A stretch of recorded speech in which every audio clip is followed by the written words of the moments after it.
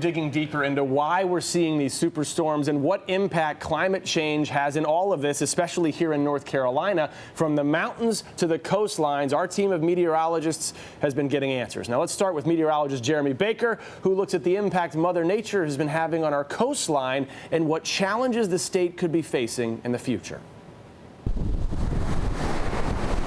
It's hard to ignore the power of the water along our hundreds of miles of fragile coastline, and that power is rising thanks to climate change. The most vulnerable part of the coast, the Outer Banks, stretching from Currituck County in the north to Carteret in the south. We're a dynamic set of barrier islands.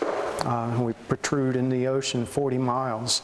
It's the reason that people come here, and storms are a part of that.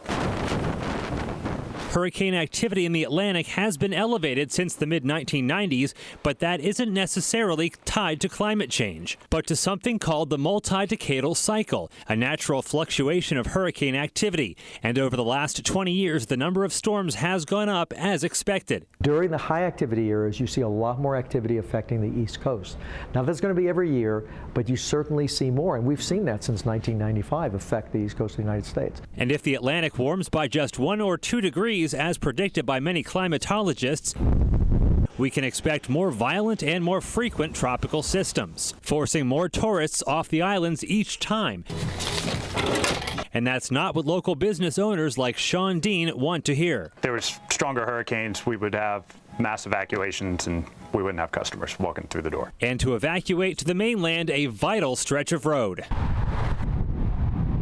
Over the past several years, Hurricane Irene, Superstorm Sandy, and several nor'easters have wreaked havoc on Highway 12, and each time it has to be rebuilt with your tax money. And that begs the question, should we keep fixing it or just let nature run its course? Right now, with the amount of tourists and the amount of commerce that takes place on Highway 12 to the southern islands, it is viable for the department to continue to work and rebuild Highway 12. It is our one road in and out of here, and it serves as a lifeline to Hatteras Island.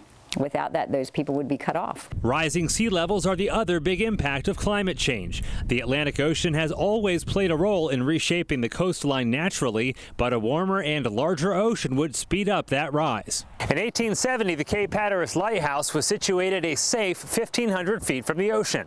But 100 years later, beach erosion brought the Atlantic only 120 feet away from its base. So it was moved 3,000 feet from its original location here to where it sits today, 1,600 feet from the ocean.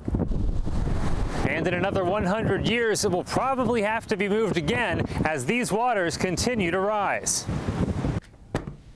A 2010 report by the North Carolina Coastal Resources Commission concluded that the sea level along the coast will likely rise by about 1 meter by the end of this century, threatening up to 2,000 square miles. That's roughly 10 times the size of all of the land on the Outer Banks, from Duck southward through Cape Hatteras to Ocracoke Island. But with current laws prohibiting the use of hardened structures like levees and jetties, there's only so much that can be done to protect the coast. Our only two options for shoreline management in the state of North Carolina is you throw sand on the beach and nourish the beach, stabilize your shoreline that way, or you move back. The real challenge is to come up with that balance